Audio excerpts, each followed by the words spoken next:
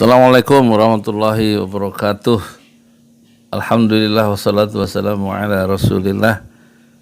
Silakan disimak ya wawancara yang dilakukan oleh Anton Rahmat dari Garut.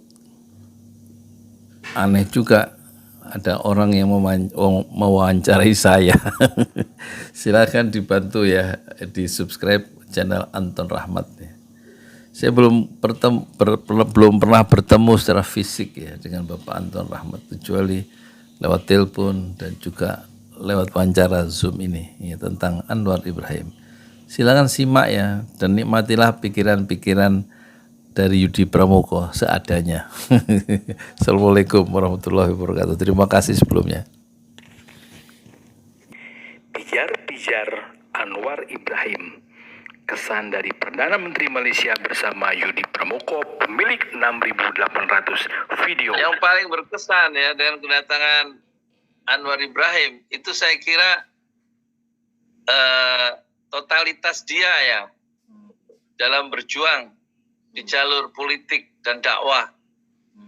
Dia sudah memberikan segalanya untuk cita-cita besar ya, yaitu politik dan dakwah. Itu kelihatannya politik dan dakwah bukan seperti dua unsur dalam satu tempat. Dia sudah bersenyawa dalam diri Anwar Ibrahim. Kelihatan itu kemarin narasinya di leadership forumnya Khairul Tanjung Cooperation itu yang 36 menit itu kan. Kelihatan itu pijar-pijar intelektual yang berbasis Islamic values itu tampak itu. Saya nggak pernah ngeliat tuh politisi Indonesia yang sekarang ya, ketua partai kayak tokoh-tokoh senior kayak ya tuh. Hatta dari PKS sekalipun kita belum pernah lihat. Iya, nggak. Ya luar biasa dia menunjukkan identitas sebagai politisi Muslim ya. Dan kelihatannya Islam itu sudah menyatu tuh. Udah terinternalisasi ya, ngerti nggak internalisasi ya? Sudah ya, jadi udah bukan polesan lagi, ayat itu sudah dibawa ya, ayat-ayat Quran itu dalam perjuangan dia 25 tahun terakhir ya nggak? Kan kelihatan kemarin tuh. Nah itu yang berkesan itu dia menggabungkan politik dan dakwah itu. Makanya kemarin kan bicara tentang pentingnya akhlak dalam perebutan kekuasaan ya, dalam mengatur negara perlunya values, kata dia, perlunya etika ya kan. Buat apa pembangunan tanpa kasih sayang kan gitu katanya kemarin. Buat apa kita berkuasa tanpa kasih sayang, tanpa cinta, tanpa menghormati manusia sebagai ahukum fiddin dan fil insan. Kita semuanya meskipun berbeda agama itu tetap bersaudara dalam kemanusiaan kan gitu ya. Jadi yang kedua, dia melihat yang kedua, beberapa kali Datuk Anwar Ibrahim itu kita perhatikan menyebut nama Azizah, istrinya. Iya Aziza. Di mata Tuan, baik istri Tuan maupun istri daripada Anwar Ibrahim, apa itu arti istri Tuan? Karena selama di penjara dijelaskan oleh Datuk Anwar Ibrahim itu teman setia itu adalah Azizah. Iya, karena waktu dia di penjara kan Azizah itu yang membangun PKN kan, partai PKN itu yang didirikan oleh Azizah ketika kalau nggak salah ya ketika si Anwar itu di penjara kan dia meneruskan spirit perjuangan untuk menegakkan keadilan itu kan lewat partai kan. Dia sebelumnya tahun 98 kan dia dicabut itu. Seperti kata Bung Abdullah Hehamahua itu kan waktu saya ketemu tahun 98 di rumahnya di Depok. Waktu itu kan Anwar baru dikeluarkan, dipecat dari UMNO kan, partai dia yang membesarkan dia, yang dapat jabatan kan dia posisi sebagai tokoh UMNO ya, UMNO itu. Kalau di sini mah kayak Golkar gitulah kira-kira. Kan dia dicopot itu. Kata Abdullah Hehamahua, seperti kukunya itu Anwar dicopot ya. Dia dicopot dari akarnya di UMNO. Tapi kan kemudian dia bisa bertahan karena dia memang petarung sejati ya. Dia bertahan dengan mendirikan partai baru yang kemudian diteruskan oleh Azizah itu. Jadi Azizah ini kan sebenarnya apa ya, belahan jiwa dari Anwar Ibrahim, bukan sekedar pendamping. Dia memang kalau kata Pak Nasir, rumah tangga itu, alamat rumah tangga itu bukan hanya alamat tempat rekening listrik ditagih, alamat surat, tapi alamat cita-cita yang sama, kan gitu ya, kata Muhammad Nasir. Muhammad Nasir kan gurunya dari Anwar Ibrahim. Dan ini kan, dan Yusril ya. Saya dulu dikasih Yusril Iza Mahendra foto dia dengan Anwar waktu masih muda, tapi foto itu saya cari hilang nggak. Foto Yusril muda, ya waktu itu kan masih di ABIM ya, si ini Anwar Ibrahim. Jadi memang ini menarik, satu tokoh yang namanya Anwar Ibrahim, dia telah memberikan segalanya, seluruh hidupnya ya, dari muda sampai dia sekarang umur 75 kan, dia lahir tahun 47. Itu dia besar dalam gelombang pasang dan gelombang surut, yang kata dia kemarin lebih banyak gelombang surutnya. Tapi dia tetap istiqomah dalam bertahan, dalam menegakkan keadilan, dan dia berhasil di situ kan sebagai Perdana Menteri ya. 25 tahun dia berjuang, dan itu nggak ada, proses itu nggak pernah kita lihat dalam ini ya, dalam tokoh-tokoh politik kita kan nggak ada itu ya. Rata-rata kan instan, punya uang jadi ketua partai, terus ya begitulah, nggak ada yang betul-betul merintis ya dari bawah sebagaimana si Anwar Ibrahim itu yang mengesankan kita. Yang ketiga, Tuan, saya perhatikan Datuk Anwar Ibrahim itu 2 kali menyebut nama Prabowo. Yang pertama tanpa menyebut nama jenderal.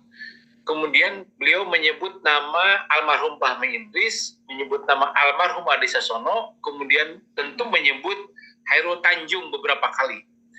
Yang saya suka, dia menyebut itu tanpa menyebut nama gelar, nama bapak, jadi nampak egaliter begitu. Nampak juga pertemanan dengan orang Indonesia itu bagus. Nah, ini maknanya bagi orang Indonesia yang terkesan feodal, selalu pakai nama bapak, selalu pakai nama gelar, bahkan ada gelarnya yang ditambah-tambahkan begitu ya. Saya suka itu ke Anwar Ibrahim. Nah, apa pelajaran berharga dari Anwar Ibrahim ketika menyebut nama tanpa gelar, ketika menyebut nama-nama Indonesia, bahkan beliau menyebut nama Diponegoro 16 dengan fasih begitu ya, menyebut nama-nama Indonesia dengan fasih. Apa arti Indonesia di mata Anwar Ibrahim kira-kira, Tuan? Ya saya kira harus dikembalikan ke falsafah dia melihat manusia ya. Kan dia kemarin itu kalau kita lihat mengutip ya, memenggal ya, walaqad karramna bani Adam ya, bahwa Allah, kami ciptakan keturunan Adam, manusia seluruhnya itu tanpa membedakan agama, itu sebenarnya sifatnya mulia ya. Jadi harus dimuliakan. Makanya dalam proses-proses perebutan kekuasaan dan proses pembangunan itu haruslah memuliakan manusia, ya kan? Terus kan kemarin dia bilang itu kalau statistik secara akademik kemiskinan itu turun 15%, itu mungkin menurut penguasa itu dia menyenangkan. Tapi coba bayangkanlah yang 15% kemiskinan itu adalah saudara Anda di posisi yang 15%. Tentu menderita. Jadi persoalannya bukan nilai-nilai statistik, bukan angka statistik, tapi manusianya ini. Jadi lebih bagaimana lebih sejahtera. Dan dia merasakan setelah di penjara kemarin kan dia bilang disuruh nuliskan autobiografi tentang penderitaan dia selama berjuang. 25 tahun dia merasa itu belum apa-apa dibanding penderitaan rakyat secara umum yang nggak punya akses untuk berkembang. Kalau dia waktu di penjara masih dibantu teman-temannya, pendidikan si Nurulnya, anaknya itu ya kan, masih bisa makan, masih bisa lain-lain. Kalau rakyat tentu beda. Nah ini Tuan, arti teman di mata Datuk Anwar Ibrahim. Pernah di penjara, pernah dipecat, ke titik nadir katakanlah begitu. Saya kira tanpa istri, tanpa teman-teman tidak mungkin beliau membangun partai. Orang sudah di pojokan, jadi ibarat tikus, Anwar Ibrahim itu di pojok, lalu digosok-gosok gitu. Dimatikan, tapi dia hidup. Dan hidupnya itu bersama istri, bersama teman. Jadi bagi saya Anwar Ibrahim tidak ada apa-apanya tanpa istri, tanpa keluarga, tanpa teman-teman. Nah, bagaimana beliau membangun dirinya bersama teman-teman, Tuan? Arti teman seperti apa? Ya kemarin dia jelaskan kan di forum itu, yang dia bilang forum itu luar biasa. Jadi dia khusus mungkin menyebut Khairul Tanjung ya. Yang kita juga baru tahu rupanya dia punya sahabat yang Khairul Tanjung itu yang sudah lama tapi nggak muncul ya. Baru muncul disebut kemarin. Yang kita tahu kan Adi Sasono, ya Dawa Raharjo, Khalid Majid dan lain-lain ya kan. Tapi dia bilang ketika saya terbuang, tapi itu yang menemani saya adalah Khairul Tanjung. Jadi teman sejati itu adalah menurut Anwar Ibrahim, ketika kita yang tersisihkan, ada orang yang menemani kita, itulah teman sejati. Gitu. Tapi kalau waktu ketawa-ketawa, itu bukan teman sejati. Ya, sorry ada paket. Ya taruh situ Pak, maaf Pak. Saya lagi wawancara. Ya silakan Pak. Sorry. Tanya orang Garut bukan tukang paketnya orang Garut bukan. Ya makasih Pak. Ya kirim beras. beras Cianjur, beras Garut. Beras dropping dari anak. Gimana? Ya teman tadi ya, teman tuh nggak banyak kan dalam kehidupan itu, teman sejati ya. Saya punya teman sejati cuma satu. Pak Nasir itu temannya cuma Prawoto Mangkusasmito. Ya waktu dia meninggal, Prawoto tahun 70, itu ketua Masyumi terakhir, menangislah Muhammad Nasir. Karena teman sejati dalam perjuangan itu cuma satu. Nggak banyak. Itu. Jadi Anwar Ibrahim teman-temannya itu lebih banyak di Indonesia. Kelihatannya teman sejatinya bukan di Malaysia, kelihatannya begitu. Yang keenam, Tuan. Yang keenam saya serahkan kepada Tuan Yudi Pramuko. Di mata Tuan Yudi Pramuko, Anwar Ibrahim, Malaysia seutuhnya begitu di mata Indonesia yang diwakili oleh Tuan Yudi Pramuko.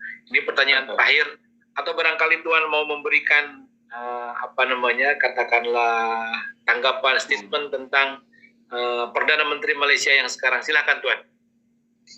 Yang menarik, dia bertahan ya dalam alam cita-citanya sejak semula, Anwar Ibrahim, dan konsistensi dan dia bertahan dengan alam cita-citanya itulah yang mahal, yang menjadi semacam ya untuk memahami keseluruhan, sumbu keseluruhan Anwar Ibrahim adalah dia konsisten dengan kejujurannya dan dia menanggung, take all risk, menanggung semua resiko itu demi sebuah cita-cita yang sejak awal dia pertahankan dan dia perjuangkan. Apa itu?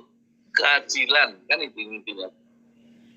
Nilai etik Al-Quran atau Islam itu kalau diperas, itu kan sebenarnya keadilan, dan itu yang tampaknya akan dia gunakan kekuasaan itu untuk menegakkan keadilan untuk semua. Tidak untuk memihak Indonesia, tidak untuk memihak Malaysia, katanya kan kemarin ya, tapi untuk memihak nilai-nilai keadilan. Itulah Anwar Ibrahim.